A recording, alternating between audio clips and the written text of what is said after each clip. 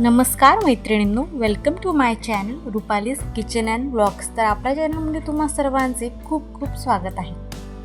मैत्रिणींनो, आज मी तुम्हाला शेअर करणार आहे पुलावची एक रेसिपी। चला तर मग सुरुवात करूया आपल्या पुलावला। तर मैत्रिणींनो, त्यासाठी मी इथे सर्व साहित्य काढून घेतलेलं आहे। इथे मी घेतलेला आहे एक कांदा आणि एक टमाटर, ज्यांना मी कट करून घेतलेला आहे। त्यानंतर आपल्याला लागणार आहे गाजर आणि आलू, कढीपत्ता आणि शेंगदाणे। त्यानंतर मी इथे घेतलेले आहेत सोयाबीनच्या वड्या।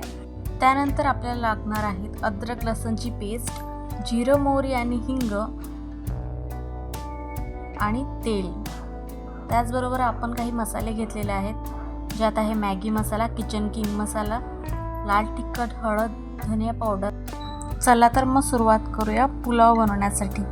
तर इथे मी कुकर गरम होण्यासाठी ठेवलेला आहे आणि मी इथे 2 वाटी तांदूळ घेतलेले आहेत, ज्यांना मी धुवून स्वच्छ साईडला ठेवलेले आहेत। आणि चला तर मग आता सुरुवात करूया। तर कुकर इथे गरम झालेला आहे, त्यामध्ये मी तेलसुद्धा टाकलेलं आहे।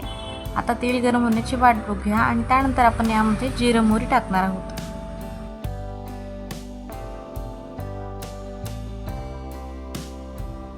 आता आपण यामध्ये ॲड करणार आहोत कांदा आणि टमाटर। त्यांना नीट मिक्स करून घेऊया। आता आपण यामध्ये टाकणार आहोत अद्रक लसूणची पेस्ट। त्यानंतर आपण यामध्ये शेंगदाणे आणि कढीपत्ता टाकून घेणार आहोत। आता आपण इथे मिक्स करून घेऊया।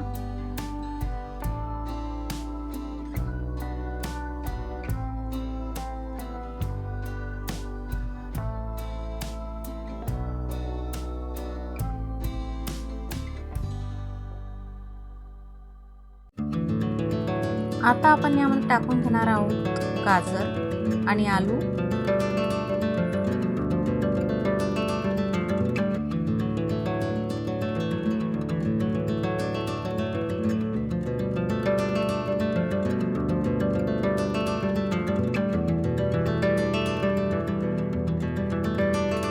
एक वेळेस नीट हलवून घेतल्यानंतर आपण यामध्ये टाकणार आहोत सोयाबीनच्या वड्या।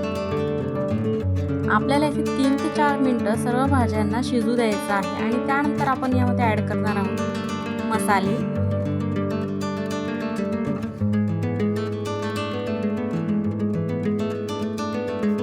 तर इथे आपण सर्व भाजीपाला मिक्स करून घेतलेला आहे।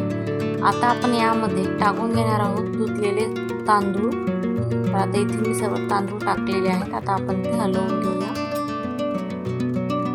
आता आपण पुलावमध्ये टाकून घेणार आहोत चवीपुरतं मीठ।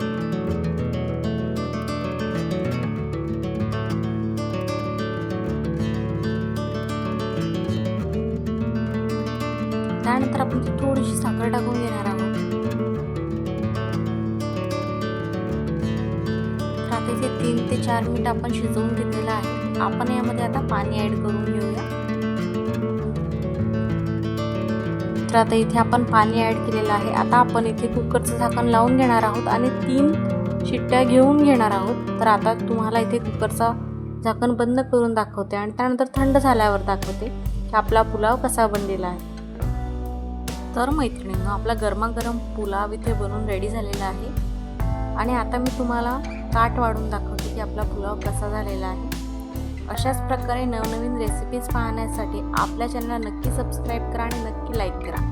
परत भेटूया अशाच नवनवीन व्हिडिओसोबत। व्हिडिओ पूर्ण पाहिल्याबद्दल तुम्हा सर्वांचे खूप खूप धन्यवाद।